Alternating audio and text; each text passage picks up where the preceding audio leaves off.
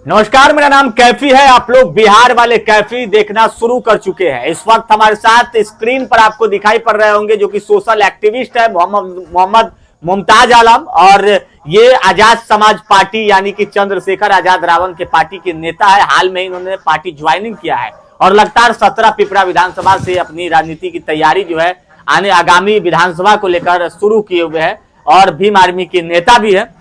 सबसे पहले भाई का स्वागत करेंगे। बहुत बहुत स्वागत है भाई मुमताज आलम जी आपका। जी आपका भी बहुत बहुत धन्यवाद। चंपारण से आते हैं, गांधी की धरती है, बापू की धरती है चंपारण। यहाँ से सत्याग्रह शुरू हुई थी, तरह तरह के लड़ाई जो कहीं ना कहीं चुनावी जो होता है वो चंपारण की धरती से शुरू होती है। तो क्या कहेंगे, क्या राजनीति सेट कर रहे हैं आप अभी?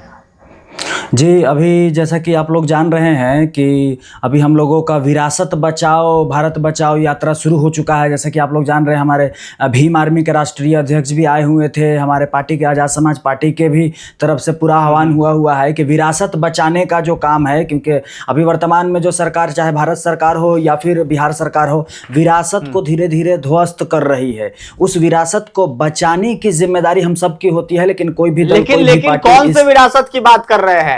जिस समाज के लोग आपके पीछे हैं, जो समाज के लोग माथे में गमछा बांधते हैं, वो समाज के लोगों पे तो आरोप लगती है कि बिक जाते हैं, तो फिर विरासत बचाएगा कौन भाई? अच्छा, तो ऐसा नहीं है कि किसी वो तो भाजपा के लिए काम करती है उनके समाज के लोग।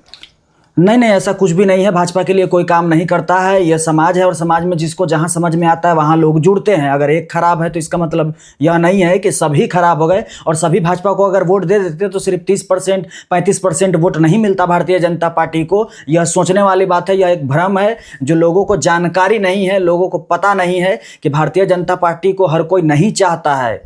इस बात को समझना। आरजेडी को चाहता है ना ये लोग? नहीं, आरजेडी को भी ऐसा कुछ भी नहीं है। देखिए, अभी विकल्प नहीं था, आप समझिए पहले बात को। बिहार में विकल्प एक तरफ नहीं था, आप आरजेडी का विरोध करते हैं, आप अक्सर आरजेडी का विरोध करते हैं। एक तरफ आप जिस पोस्टर को डाला था, उस पोस्टर में कुछ ऐसे लोग दिख रहे हैं जो कि लगातार आरजेडी के मंच पे खड़े होकर नारेबाजी करते हैं। वो अपने आरजेडी के नेता को अपना नेता मानते हैं। एक तरफ वो भीम आर्मी के सदस्य बताते हैं, आजाद समाज पार्टी के सदस्य बताते हैं। तो ये क्लियर वो क्यों नहीं करते कि वो आरजेडी के लिए या फिर चंद्रशेखर आजाद रावण के लिए? देखिए, सबसे पहली बात तो यह है कि जो लोग जुड़ते हैं किसी भी दल, किसी पार्टी में, उनका अपना एक व्यक्तिगत अस्तित्व होना चाहिए। अगर वह दल तो आप उसी पार्टी का है तो फिर आप आरजेडी पर क्यों प्रहार करते हैं? नहीं, देखिए, पार्टी किसी एक इंसान की नहीं होती है। पार्टी बहुत सारे लोग मिलकर बनाते हैं। कार्यकर्ता की पार्टी होती है, और जो कार्यकर्ता पार्टी में काम करता है उसी की वह पार्टी होती है। मैं आपसे सवाल कुछ और पूछा हूं। मैं पूछा हूं कि आप जिसके साथ अभी विरासत बचाओ यात्रा में जाएंगे, जो लोग आपके साथ चंपारण के नेता होंगे, वो आरजेडी के भी कार्यक्रम में जाते हैं। तो क्या आरजेडी के साथ पहले से तालमेल है क्या, या ऐसा कुछ? नहीं, देखिए, हमारे पार्टी का कोई लेना देना नहीं है आरजेडी से। कुछ लोग हैं, उनका व्यक्तिगत, हम आपको 100 फोटो दिखा देंगे जो मंच पर एक साथ नजर आते हैं वो लोग। तो उनका राजनीतिक अस्तित्व नहीं होगा, जिस वजह से वो इधर से उधर जाते रहते हैं। बाकी हमारे पार्टी के लोग ऐसे नहीं होते हैं। अगर एकाक हैं तो चलिए, वो हर पार्टी में रहते हैं। उस तरह के लोग जिनको समझ में नहीं आता है कि अपना खुद का अस्तित्व कैसे बचाया जाए, वैसे कुछ लोग हो सकते हैं, मुझे अंदाजा नहीं है। लेकिन मेरे पार्टी में ज्यादातर क्रांतिकारी लोग होते हैं। अच्छा, क्रांतिकारी तो आपने कहा, आप मुस्लिम समाज से आते हैं, लेकिन अभी जो आप विरासत बचाओ यात्रा में लगे हुए हैं, कितने मुस्लिमों को आप जोड़ रहे हैं? क्या आपके साथ मुसलमान है? जी बिल्कुल है। या फिर आप दलितों के साथ खेल रहे हैं? नहीं, दलित और मुस्लिम एक होकर विरासत बचाएंगे, बिल्कुल बचाएंगे। हमारी मस्जिदें आप कितने प्रतिशत मुसलमानों को जोड़ रहे हैं आजाद समाज पार्टी? देखिए, पहले तो यह बात आप समझ लीजिए कि अभी जितने भी मुसलमान बिहार के अंदर में, उनको लगता है कि राष्ट्रीय जनता दल ही एकमात्र विकल्प है, जो कि ठगने का काम करती है मुसलमानों को। हम लोग धीरे धीरे जागरूकता अभियान चलाकर धीरे धीरे लोगों को समझाने का प्रयास कर रहे हैं कि राष्ट्रीय जनता दल विकल्प नहीं है, बल्कि विनाश का वह कारण है जो मुसलमानों की आज राजनीतिक रूप से हैसियत खत्म हो चुकी है बिहार के अंदर में।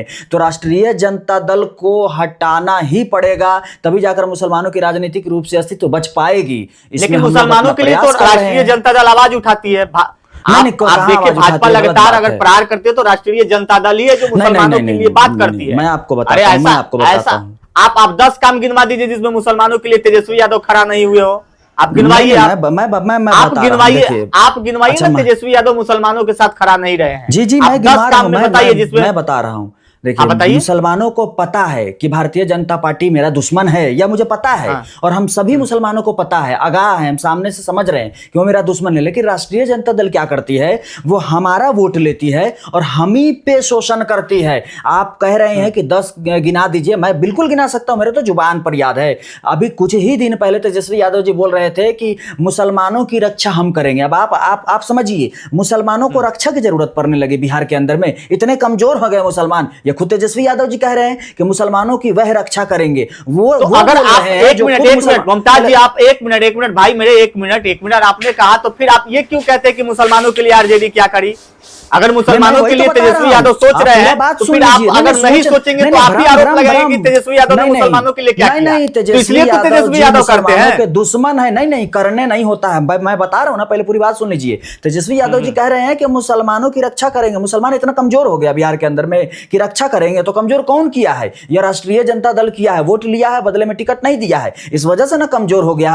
अगर तेजस्वी यादव जी चाहते हैं कि बिहार के मुसलमानों का भला होता, तो परसेंटेज के हिसाब से टिकट देना चाहिए ना। लेकिन क्यों नहीं अब देते तो हैं? उनके नेता कह रहे हैं भाई, कल मैंने ढाका से एक युवा नेता को जोड़ा था, उन्होंने कहा कि ढाका के फैसल रहमान ने ये कहा है कि अगर बराबर की हिस्सेदारी नहीं मिलती है तो फिर हम लोग सोचेंगे। तो अब तो आरजेडी के नेता लोग बराबर की हिस्सेदारी मांग रही है। एक मिनट, फैसल रहमान कौन है ये बोलने वाले? जब वो सत्ता में थे, फैसल रहमान जब विधायक थे, कोई को मुसलमान का भला किए हैं, कोई को मुसलमान के मुद्दे पर बोले हैं? आप हमको बताइए। सिवाय लालू यादव जी के घर पे पोछा मारने के अलावा कुछ काम किए हैं? वो कोई को मुसलमानों के समस्या का समाधान कर दिए, कोई को मुसलमान को नेता बनाए हैं? आप हमको बताइए। फैसल रहमान जी में इतना हिम्मत है कि तेजस्वी यादव जी को जाकर बोल सके कि 2024 के लोकसभा चुनाव में फैसल रहमानी, एक मिनट, नहीं गलत, ये फैसल रहमानी है। एक मिनट भाई मेरे, आप लोकसभा के चुनाव में जब तेजस्वी यादव और मुकेश सहनी जब एक मंच पर आ रहे थे नॉमिनेशन में, तो ये वही मोतियूर रहमान के पुत्र है जिनका नाम फैसल रहमान है, जो मंच छोड़कर चले गए थे। तो वो जी नहीं, पोछा लगाने वाले नेता नहीं है। गलत बात। एक मिनट सुनिए, ये ढाका की सरजमी का नेता है और वो कहीं झुकते नहीं है। ये मैंने खुद देखा है, जब वो मंच छोड़कर, भाई मेरे, सीट मंच छोड़कर वो भागे थे। अगर ऐसा रहता तो वो समझौता करते वहां पे। ये वही फैसल रहमान है, ढाका वाले। जी, लेकिन आपने देखा, मैं ही न्यूज चलाया था, मैंने ही उनसे बयान लिया था, उन्होंने भले ही बयान देने से मना किया, लेकिन वो नहीं दिया गया स्टेज पर नहीं दिया गया उनको। आखिर उस तरह का एटीट्यूड वाले नेता है तब तो, आखिर अपने समाज के लिए, उनके लिए कुर्सी नहीं। तेजस्वी यादव जी और उनके जो जितने भी यहाँ पे जो जिला में अपने आप को मालिक समझते हैं, मुसलमानों का मालिक समझते हैं, वो लोग कुर्सी तक नहीं दिए एक ढाका के विधायक को। इसलिए फैसल रहमान जी गुस्सा हो गए कि उनका कुर्सी भी नहीं था, इस वजह से वो भाग रहे थे। आपको गलतफहमी हो रही है, आप इस बात को पहले समझिए। अच्छा, पिछला चुनाव में क्यों इतना वोट कम आया? भाई मेरे, आप भी तो लड़े थे चुनाव। आप तो मुसलमानों के बात कर रहे, मुसलमान आपको क्यों नहीं चाहा? बता रहा हूं क्यों नहीं वोट दिया पिपरा विधानसभा? पहली बार मैं चुनाव लड़ रहा था, विधानसभा का चुनाव फर्स्ट टाइम लड़ रहा था। लोगों को समझने में, बूझने में, समझाने में समय लगता है। अब पूरे 5 साल गुजर चुके हैं, 5 साल में लगातार बीच में रहा हूं, मैं यहां से कहीं भी नहीं गया हूं, आप जान रहे हैं। बिल्कुल समाज के बीच में रह रहा हूं, तो अब धीरे धीरे लोग समझ रहे हैं। और मैं अभी जिस पार्टी में हूं, मेरी पार्टी भी वैसा ही है, जो मुसलमानों के मुद्दे पर पहले ही बात करती है, मुखर होकर बात करती है, लोकसभा में हो चाहे फिर रोड पर हो। आप जान रहे होंगे, कुछ दिन पहले वक्फ अमेंडमेंट बिल आया है, जिस पर हमारे नेता चंद्रशेखर आजाद रावण साहब ने मुखर होकर पूरी ताकत से जो है वो बात रखे हैं। और हमारे आजाद समाज पार्टी के प्रदेश अध्यक्ष जी यहाँ बिहार के, इन लोगों ने धरना भी दिया, आंदोलन भी किया है, जेल भी गए हैं। तो यह सब कार्यक्रम हो रहा है। तो जब हमारे लिए कोई पार्टी लड़ रही है, तो हमारा भी दायित्व बनता है कि हम भी उस पार्टी में जुड़े जो हमारे लिए काम कर रही है। ऐसे दल बदलू पार्टी में नहीं जुड़े जो हमारा वोट तो ले लेती है, लेकिन बदले में टिकट नहीं देती और हमारे सुरक्षा का बात करती है गिरा के, नजरों से। मुसलमानों के मुंह पर जब टिकट देने का बारी आता है तो थूकने का काम करती है, टिकट नहीं देती है। जो 2-4 मुसलमान नेता रहते हैं, उनको भी टिकट नहीं देती हैं। जैसा कि आप साहबुद्दीन साहब के पत्नी को देख लीजिए, उनका मालिकाना हक था ना जी, उनको एक टिकट से क्या बिगड़ जाता? तेजस्वी यादव जी का हार जाते, जीत जाते, उससे क्या फर्क पड़ता? हम सिवान के मुद्दे पे बात नहीं कर रहे हैं आज चंपारण के मुद्दे पे है। असदुद्दीन अवैसी साहब पिछले दिनों आए थे ढाका में, क्या प्रतिक्रिया रहेगा? आए थे, उन्होंने अपने कैंडिडेट की घोषणा भी की, राणा रणजीत सिंह को ढाका से उम्मीदवार बनाए, क्या प्रतिक्रिया दीजिएगा? देखिए, सबसे पहली बात तो यह है कि असदुद्दीन ओवैसी साहब की अपनी एक पार्टी है AIMIM। वो चाहे जहां से भी चुनाव लड़ सकते हैं, लोकतंत्र की खूबसूरती है, जो जहां से भी चाहे वह चुनाव लड़ सकते हैं। तो ढाका विधानसभा क्षेत्र आता है, वहां बिल्कुल लड़ सकते हैं, अपना प्रत्याशी बिल्कुल उतार सकते हैं। हमारी पार्टी भी अगर चाहेगी तो हमारी पार्टी भी उतारेगी वहां प्रत्याशी, उसमें कहां से कोई दिक्कत है। बिल्कुल चुनाव लड़ना चाहिए, क्यों नहीं लड़ेगी चुनाव। तो क्या राणा रणजीत सिंह को टिकट वहां से मिला है, तो क्या मुसलमान उन्हें वोट देंगे? क्यों नहीं देंगे वोट, क्यों नहीं देंगे वोट। जब लोग मोदी जी के नाम पर ढाका में वोट दे सकते हैं तो असदुद्दीन ओवैसी साहब के नाम पर ढाका में वोट क्यों नहीं दे सकते हैं। चंद्रशेखर आजाद रावण साहब के नाम पर वोट क्यों नहीं दे सकते हैं। बिल्कुल दे सकते हैं, क्यों नहीं देंगे वोट। लोकतंत्र की यही तो खूबसूरती है, बिल्कुल देना चाहिए लोगों को वोट, क्यों नहीं देंगे। अच्छा, तो आप तो लड़ाई अपने जात के लिए लड़ रहे हैं कि भाई हमारे जात के लोगों की जो है कि कोई सुनता नहीं है, वो पीछे रह गया है। तो फिर वहां पे राजपूत समाज से राणा रणजीत सिंह आते हैं, तो क्या मुसलमान उन्हें पसंद करेंगे कि भाई वहां पे हमको राजपूत को वोट देना है।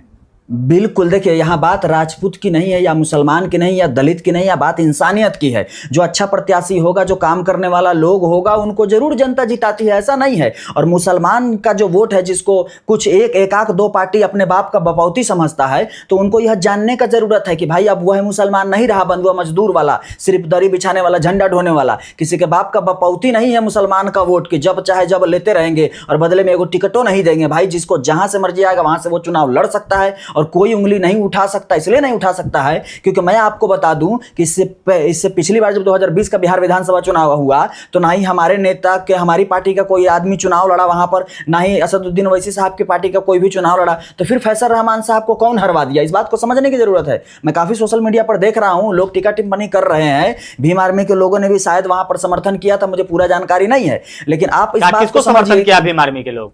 नहीं, असदुद्दीन ओवैसी साहब आए थे तो कुछ लोग तो गए थे ना, हमारे भीम आर्मी की तरफ से तो गए थे ना उनका इस्तकबाल करने के लिए। अच्छा, लोग कहता है असदुद्दीन ओवैसी ढाका में आए, फैसल रहमान को हरवाने के लिए कैंडिडेट की घोषणा कर दिया। भाजपा की बी टीम है, कल से आरजेडी वाले चिल्ला रहे हैं। अच्छा, तो आरजेडी वाले ये जरा बता दें कि इससे पहले 2020 में फैसल रहमान जी को कौन हरवा दिया है। असदुद्दीन ओवैसी हरवाए हैं, चंद्रशेखर आजाद रावण साहब हरवाए हैं, कौन हरवा दिया है हमको बताइए। इसका जवाब है किसी के पास, किसी भी आरजेडी के कार्यकर्ता के पास जवाब है इसका? नहीं मिलेगा आपको जवाब। इसलिए नहीं मिलेगा क्योंकि यह गुलामों की पार्टी है, झूठा पार्टी है। राष्ट्रीय जनता दल जो है वह सिर्फ और सिर्फ झूठ पर टिकी हुई राजनीति करता है। उनको कोई मतलब नहीं, उसको सिर्फ एक दूसरे पर इल्जाम लगा देना है और मुसलमानों को समझा देना है कि भैया हमको वोट दे दीजिए नहीं तो भाजपा आ जाएगा। बस यही उनके पास मुद्दा रहता है, बाकी कोई मुद्दा नहीं है। रियल में अगर हिंदू मुसलमान कोई करता है तो वह राष्ट्रीय जनता दल है, जो हिंदू मुसलमान करता है। लेकिन मुसलमानों को समझ में नहीं आ रहा है, लेकिन धीरे धीरे उम्मीद है कि वह जागेंगे और उनको समझ में आएगा कि उनका सबसे बड़ा दुश्मन जो है वह राष्ट्रीय Janata Dal private limited company ही है।